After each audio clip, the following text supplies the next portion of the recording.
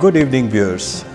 I welcome you once again to another episode of State of the Nation at Daily World TV, and this is your host, Parminder Sehgal. Today we are going to discuss budget and its impact on various sections of the society. The Finance Minister has presented the budget today in the morning, and therefore we are doing this special program in the evening with a very special person. We have invited today, and he has extended the courtesy to join us at Daily World TV, is Mr. Nitin Atroley, who is member of the Indian leadership team at KPMG. Mr. Nitin Atroley has had a vast experience across spectrum in the industry as a consultant, as a person who has worked in the industry, has seen both sides of the table. He's a professional chartered accountant who has over 2.5 decades of experience, and today he will be sharing with us his thoughts briefly about his personal life and about the budget. I welcome Mr. Nitin Atroley to Daily World TV and to my show, The State of the Nation. But before we go into his professional territory and discuss the budget, we would like to discuss with Nitin here, who happens to be a co-professional, about his personal life. Welcome, Nitin. Thank you. Thank you for having me here. We would first like to ask you a very personal question. Tell us about yourself, your career, and your personal life, your family, your children. Okay. So start with the professional part first. I started my career in '87 after passing out from college as an article trainee, and with a firm called Arthur Andersen, and I was there till 2002 when the firm in India actually merged with Ernst & Young, and I spent about a year there post that combination, and then joined Star TV as the President Corporate Affairs, and I was looking after the regulatory part, the compliance, and the business development strategy. So that was interesting time, what you mentioned, as on the other side of the table. And then I came back and joined a startup consulting firm, spent about 4 or 5 years there, and then took a sabbatical, and then joined KPMG. So that's been my sort of professional journey.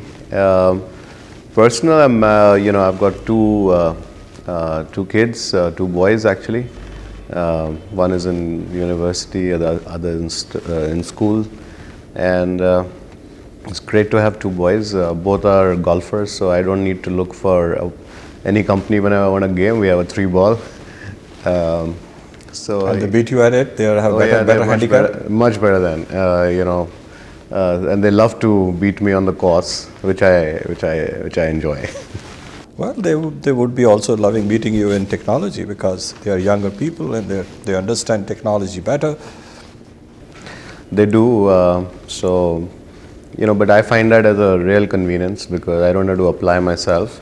Anytime I'm stuck, I just have to call out one of them, and they come and solve the problem. Good. So you're using younger people to learn is one of the best practices. So he's stating to us in a very humble terms, but generally it is said that you learn from younger people faster. Now we come to this subject of the budget. And today we had this announcement of the budget. However, we had the opportunity to interact with the Chambers of Commerce in Punjab and learn from what were their expectations. They had expectations of corporate tax reduction, and we see that in the speech today. Though the devil is in the detail, we'll have to know what he has taken out, which he would not illustrate in the budget speech. However, he has reduced corporate tax to 25% for firms having a turnover up to 250 crores. What is your sense of that? So I think it was something that was along the expected lines. That announcement has already been made that the corporate tax rates will be reduced. I think there's a lot of opinion building up from the corporate sector given the tax changes that are going on in the US. That Indian industry to remain competitive must be within that range in terms of their tax liabilities. But I think as we have seen in the past, it's a tight balance, and you want to maintain the focus on fiscal deficit. The finance minister announced the target is 3.3% this year. Now that's also an important element because of the economic reasons that we understand, the fact that we just had a upgrade in our credit rating.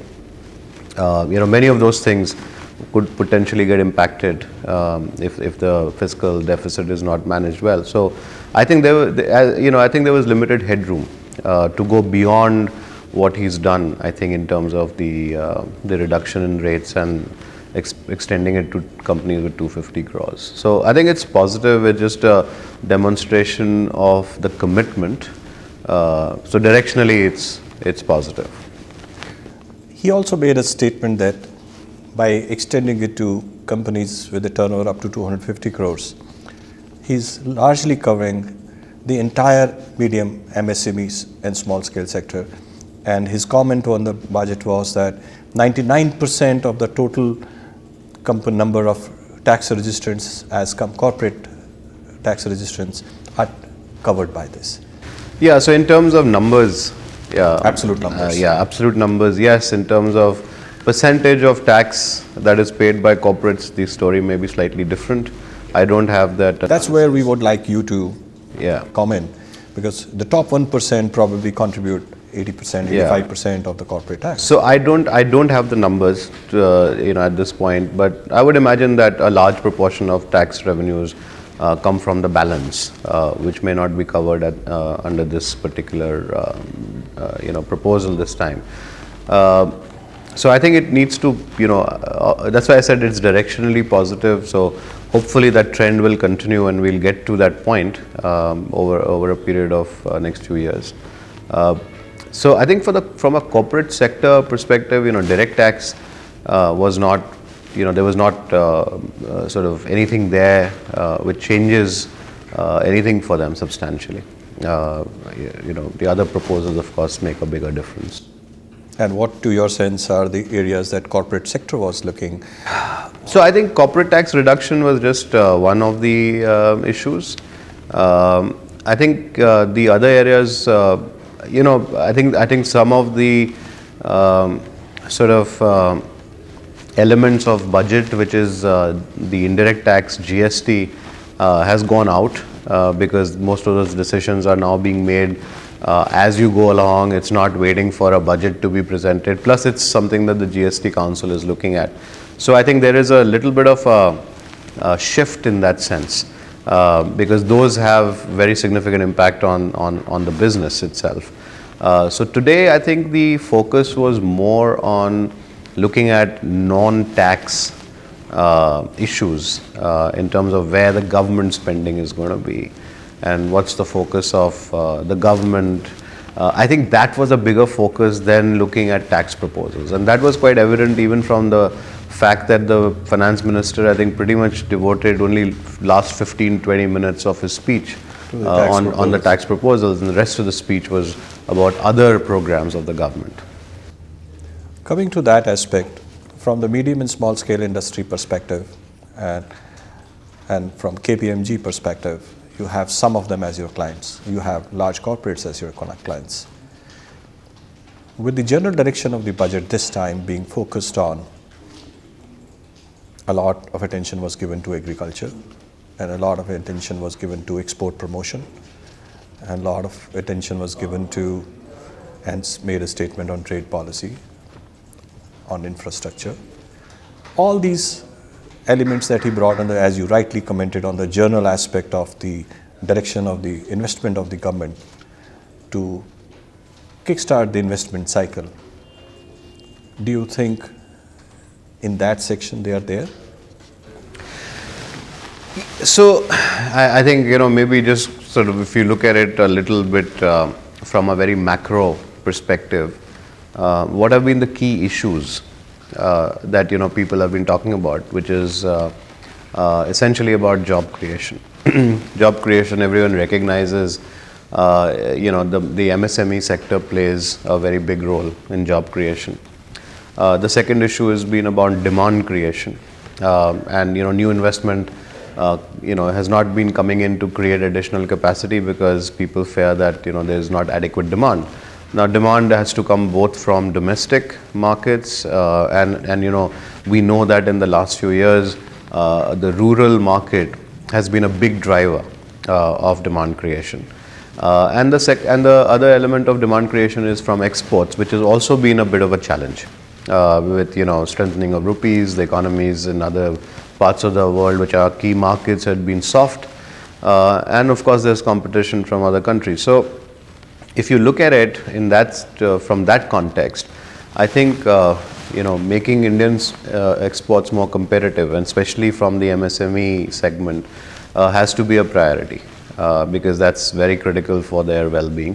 The same thing applies in terms of creating demand, and MSMEs are not necessarily always sellers directly to a consumer.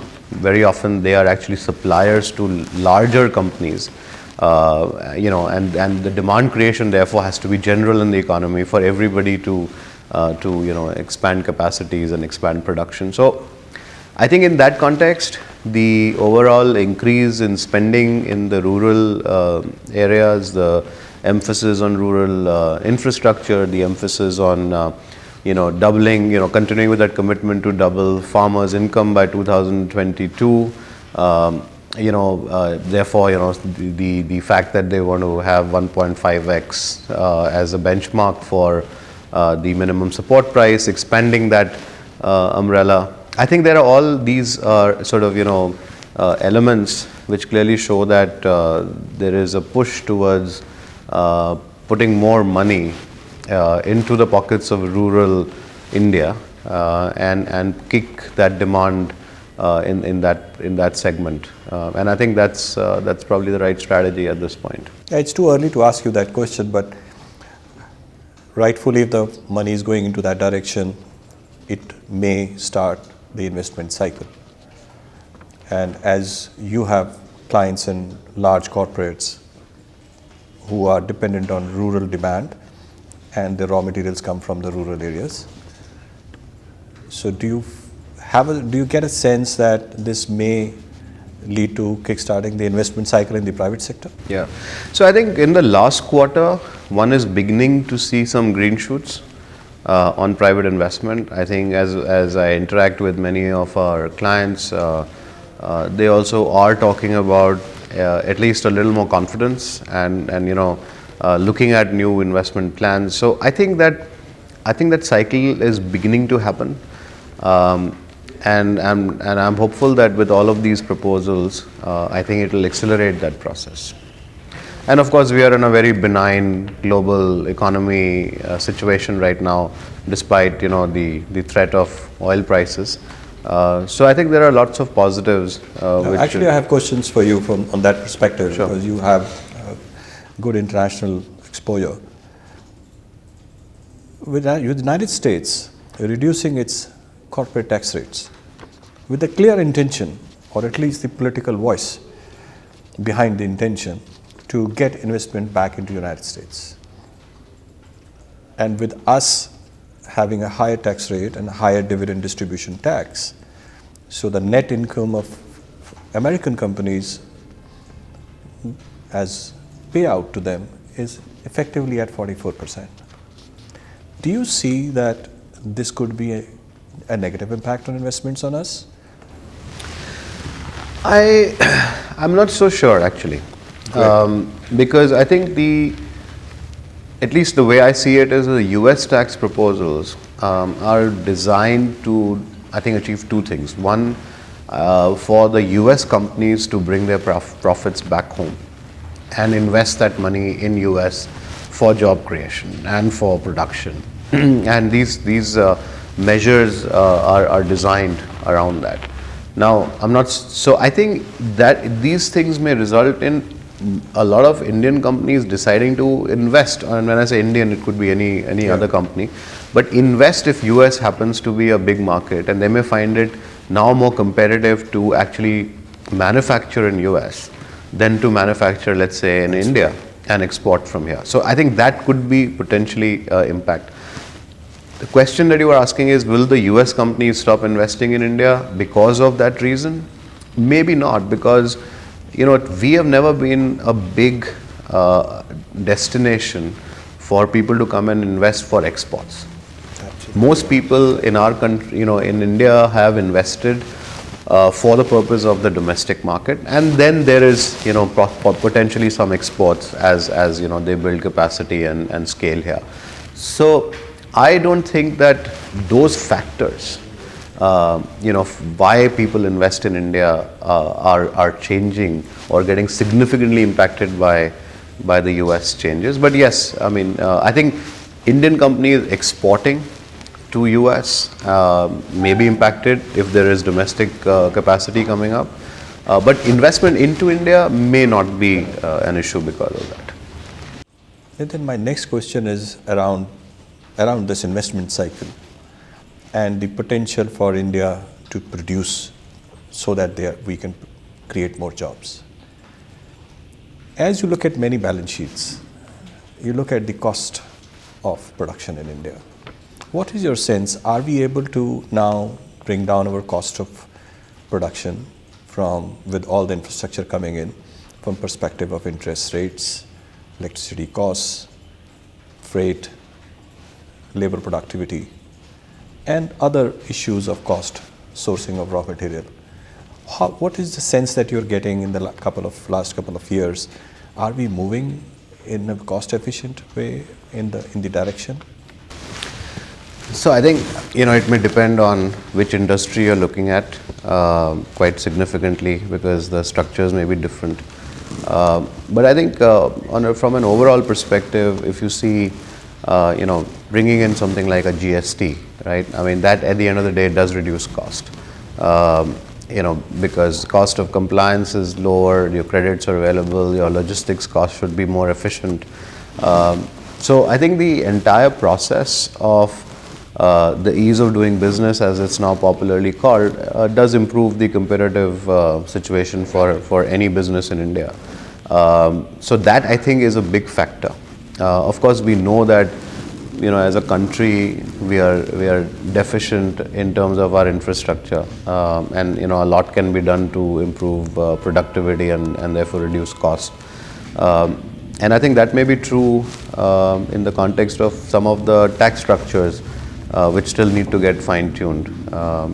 We keep hearing about and seeing companies having still concerns about duty structures and many things like that. So that's there. If you look at the cost of, let's say, electricity, now that's a big factor.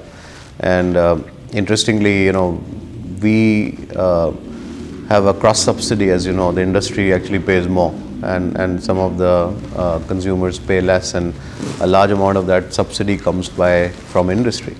And I was talking to a colleague of mine incidentally, and I said, what would be the total cross subsidy in the country that industry or domestic consumers might be paying?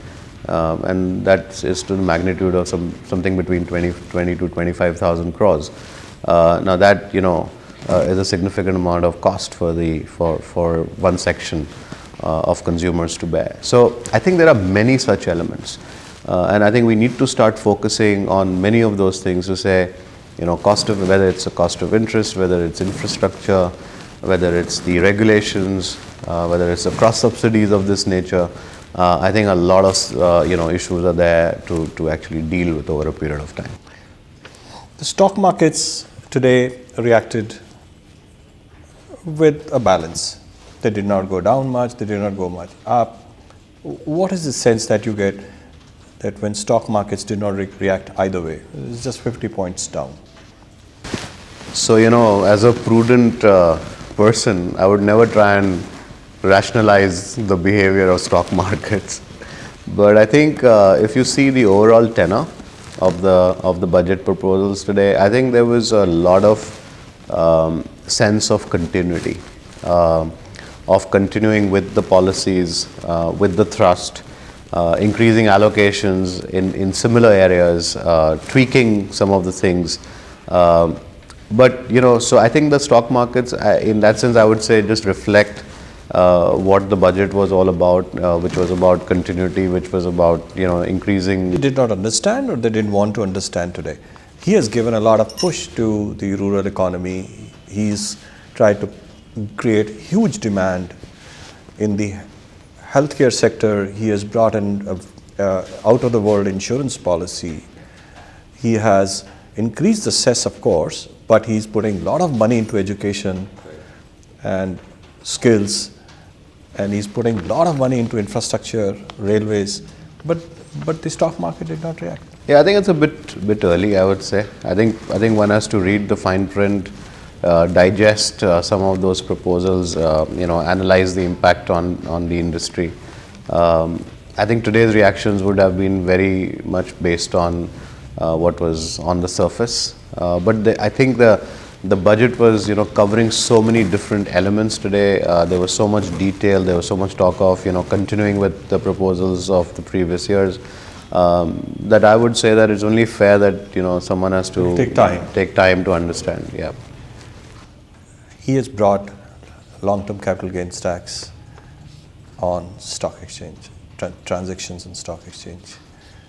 How do you think that will impact the financial institutions or financial investors into the country? So obviously it's a negative, right, in that sense, because you got to shell money out. But I would say that that I think it was not a huge surprise because there was a lot of speculation of something coming in. So people were not sure. You had discounted I think they probably had sort of factored in a little bit that this might happen. That would be one way to look at it.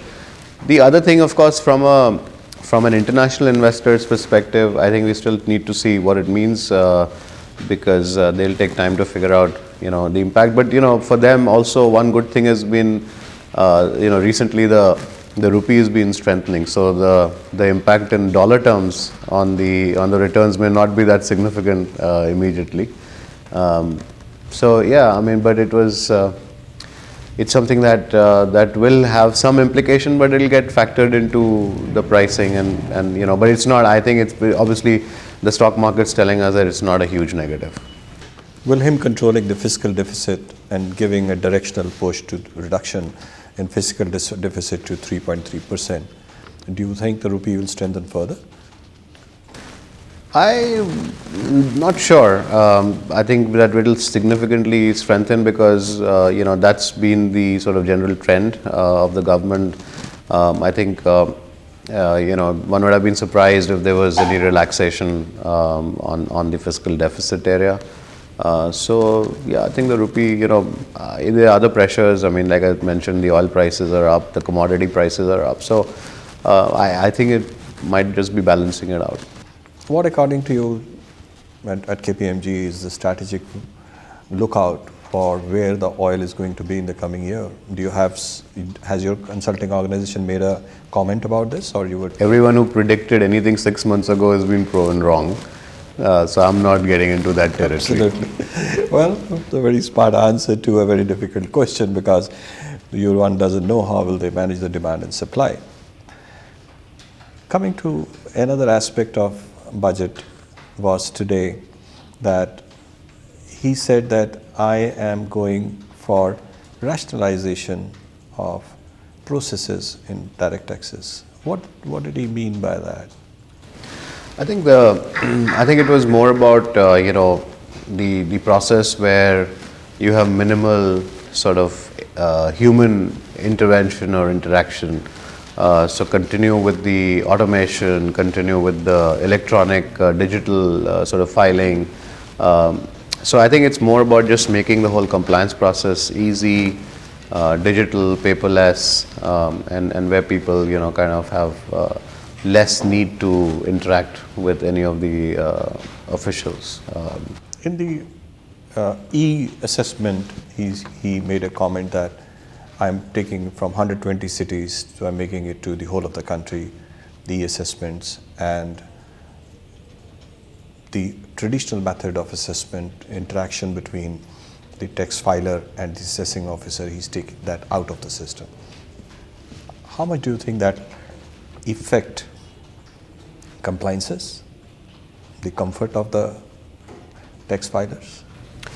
Oh, significantly, because then it just eases the whole process, the time that it takes, and the amount of information sometimes that may have to be provided. So I think it becomes more scientific and targeted. So I think it does improve the compliance to some extent, because you have much better information. You're not just going by your gut or information that's in front of you, but you're using a more scientific, analytical sort of approach to the whole thing. And I would imagine that it overall increases the confidence of a taxpayer, that he's not going to be inconvenienced just because the person is being compliant and honest about it. And being exposed to the vagaries of tax department. And being, sometimes that becomes a challenge as well. Yeah. Do you think any modification or improvement in the direct taxes procedures from the perspective of assessment? A lot is being talked about, number of cases being filed and not reaching their fruition because the department fails in majority of their appeals. Yeah, that's a slightly different issue in terms of, and I think there's a lot that's been said about it. And I think it's been the overall sort of approach of the government that, government happens to be one of the largest litigators in the country. And therefore, how can you streamline that without obviously in any way compromising public interest? But, and it's always a challenge, because then someone has to make a call and say this is not worth fighting, and what if someone has a different view on it. So it is a complex issue, and I think the government will have to keep working on putting in some processes in place so that people are more confident about making the right decisions and not feel exposed. The last question I wish to ask you is on personal income tax. He has said, I'm not changing anything, but to the salaried class, I'll give standard deduction. But he has taken away a few things. What do you think is going to be the impact finally in the hands of the salaried class? It's not significant. It's not significant. I think the amount, my own view is that should have been higher. I think what's really happened is that the two allowances have pretty much been merged and rounded off. I think that's how I see it. But it's a welcome thought by the finance minister that the salaried class are at a disadvantage in some ways, because they can't claim deduction for expenses, costs have gone up. He stated it. He stated that the average tax realization from a salaried class is 76,000 rupees, whereas from the individual business taxpayer is 46,000. There's a difference of 30,000, but he wanted to give that, make it look as if he's giving that concession. Yes. This was Nitin Atroley, my viewers, who has his views as briefly as he could put it for the budget which the finance minister presented today. The budget is getting digested by various chambers, by various consultants, and the devil is in the detail. We will get to know more about it as we go forward. But we thank him and we thank the viewers for joining us on the program State of the Nation at Daily World TV.